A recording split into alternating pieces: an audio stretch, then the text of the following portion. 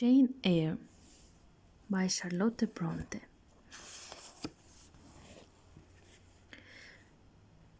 Chapter 1. A Poor Orphan. Because it was winter, it was freezing cold outside. It was raining so heavily that we could not go outside. I like it because I hated taking long walks with my cousin John, Asa, and Georgina Reed.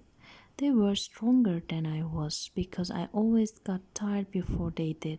They always had a good reason to laugh at me. I never liked my cousins or my aunt, their mother. I was sure that they did not like me either. I cannot remember any time that they invited me to play with them. I always felt very lonely at Gateshead Hall, more alone than ever since I was an orphan. I had to live there. I did not have any other chance. I had lost my mother and father, and I was left alone. I remember that on a cold winter afternoon my cousins were with their mother in the living room. I wanted to be with them, but my aunt did not let me, so I decided to go to the library. Going to the library was what I always did when I felt myself alone. My greatest pleasure was reading. Although the books in the library were not for children, I loved them. I took a book which was about four distant lands which had strange pictures in it. Then, feeling my curious, I immediately sat down and started to read the book. I was quite happy, but it did not last long. Suddenly the door was opened, and first John Reed in, then Eliza and Georgina walked in. "Which hell were you in?" he shouted. "What do you think you are doing here? Come here, hurry up." Though I stood up slowly, I had no idea of what was happening. I was afraid too, as John Reed was a little bigger boy than me. I was only 10 and he was 4 years older than me. He was not only older than me but also taller and bigger because of eating a lot. He was the favorite child in the family. Whatever he did was always considered to be the best by his mother. It had been a long time since his father had died. I was waiting for him to come and hit me as he often did. I was right that he hit me once again. This time it was so hard that I could not even stand on my feet and fell down. "What were you doing here?" he asked. "Just reading, nothing else," I replied.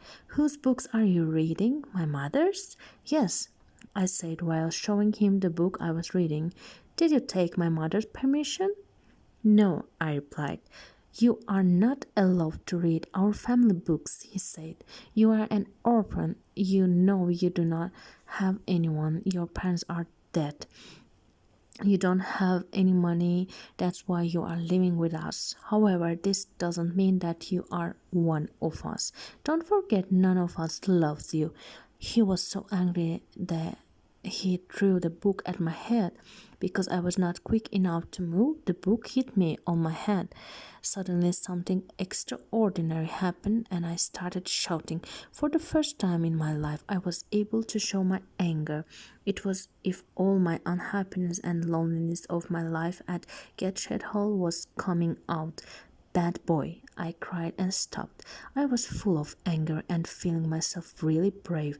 John Reed was surprised too, but he replied in anger too. "How can you shout at me?" And turning towards Eliza and Georgina, he asked, "Did you hear that? Now I am going to sitting room to tell my mom what you have done." Then he came towards me again, but this time I was ready.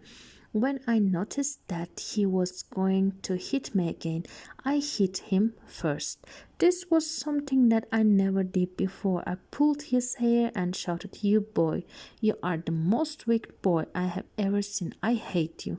I cannot remember the rest. I don't know whether it I don't know whether I did something else or not.